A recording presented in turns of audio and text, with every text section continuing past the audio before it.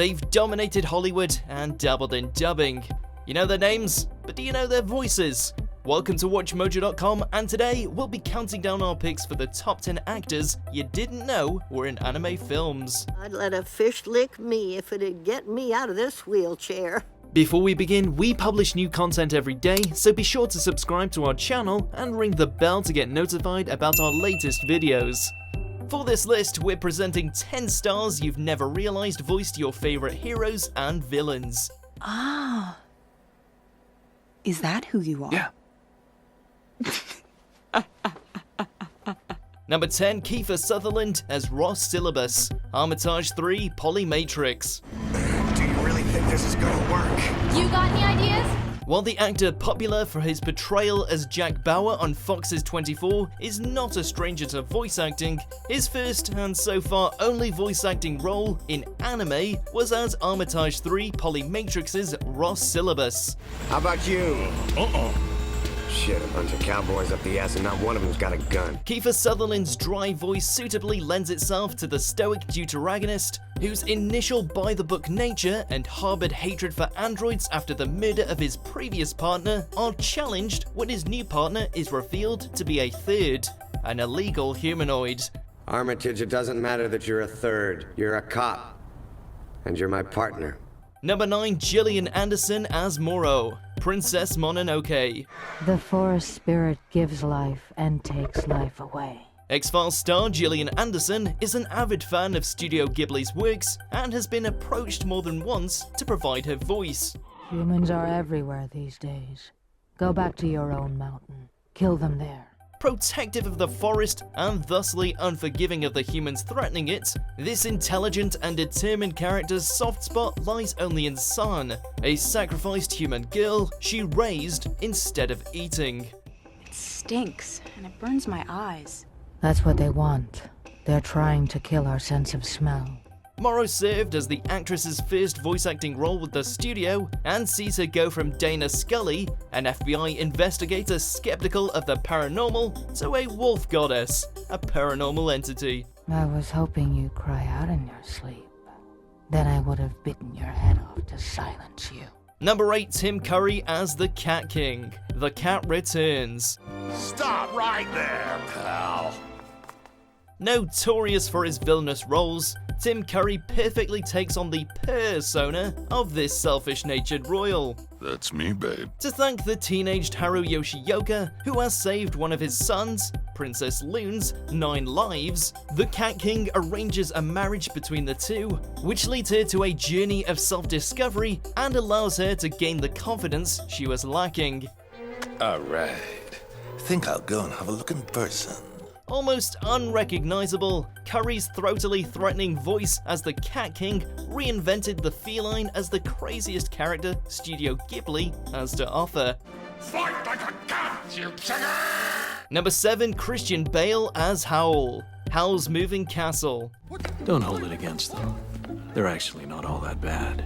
This actor's raspy growls, reminiscent of a certain winged vigilante, can be plainly heard in at least 2 scenes as Howl's Moving Castle's metamorphic male lead. You can't even break your own spell. Receiving the title role of Howl, the sensual Christian Bale brought the tenacity and anguish of his Batman to effectively convey the dashing but extremely self-centered and vain young wizard, whose pursuing of 19-year-old milliner Sophie Hatter leads to a curse by the jealous witch of the waste that transforms her into a 90-year-old senior. I see no point in living if I can't be beautiful. Number 6, Uma Thurman as Kushana, Nausicaa of the Valley of the Wind. Then what should I do? You really think I should deliver up that monster as a plaything for those fools? Uma Thurman fits the bill as the voice behind the brutal but afraid Kushana, Princess of Torumekia. Like the bride, this strong female character is hell-bent on revenge, seeking to destroy the sea of corruption after having lost her arms and legs to the giant insect referred to as Omu.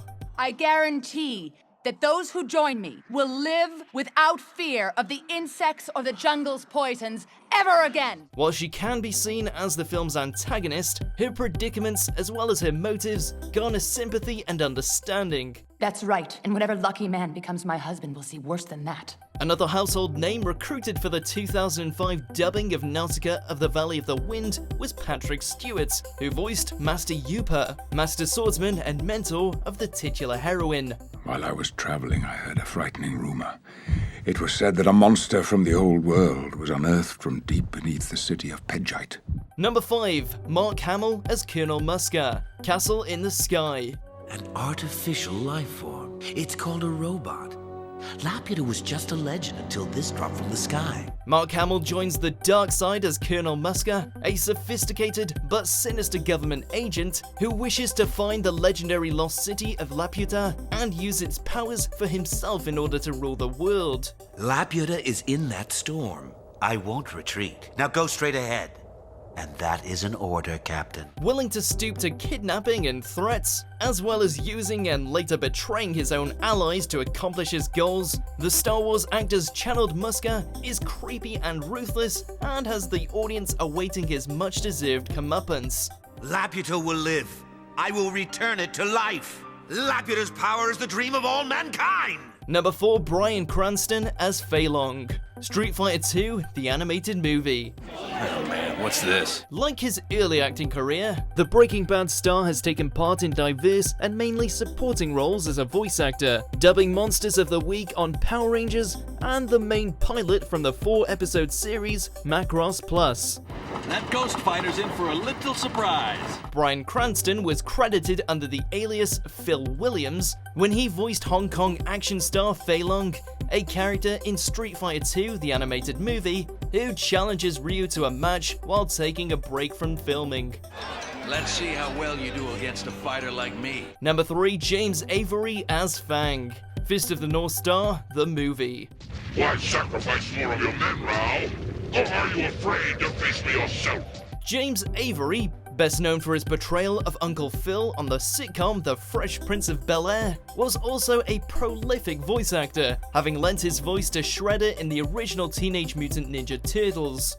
Get out, you cretin! In the English version of Fist of the North Star, the movie, he plays Fang, a giant steel-bodied one-man army. I've turned my body to steel. Now I'll crush Howl's troops as if they were insects. Although Howl ultimately kills the warlord, Fang's brief scenes in which he defends his territory are the bloodiest in the film, and made all the more enjoyable by the vocal talent behind the carnage. Now you really made me mad, asshole. Number 2. Orson Welles as Unicron, The Transformers the movie. It is the one thing, the only thing, that can stand in my way. Described by Orson Welles himself as a planet who menaces a certain something or other, Unicron was his final role before his death from a heart attack. I am Unicron. In fact, a synthesizer was required to salvage this prolific actor, director, writer, and producer's recordings due to his voice being so weak. But now, you shall witness its dismemberment. Having been promised a new body, as well as new minions, in exchange for the destruction of the Matrix of Leadership, the Giant strips the villainous robot once known as Megatron of his free will. This new Decepticon, referred to as Galvatron, also receives a new voice, Leonard Nimoy's. You have failed? No, Unicron! Ultra Magnus is dead, and the Matrix destroyed! The Matrix has not been destroyed. Before we unveil our top pick, here's a few honorable mentions. Hey girls, get out of here! You can get yourselves kidnapped in these skies, sweethearts. The steamboat! You were supposed to take care of it! You're a fool. Do you think you cannot be replaced by another? Number 1. Tom Holland as Show, Arrietty. There's probably just a few of you left.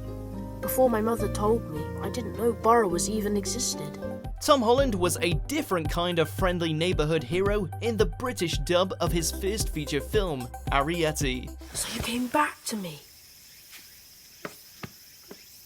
Hey, please, don't go. Upon discovering the borrowers, Arrietty and her parents, the sickly and pessimistic young show develops a friendship with the girl, which inspires a will within him to live on after witnessing her bravery and perseverance in rescuing her mother from the clutches of Haru. Every year, you get less and less. That will mean you're a doomed species. Having prior stage and cinema experience, the then 15-year-old actor's performance captured the innocence of youth in its depth and range. I'll help you find her.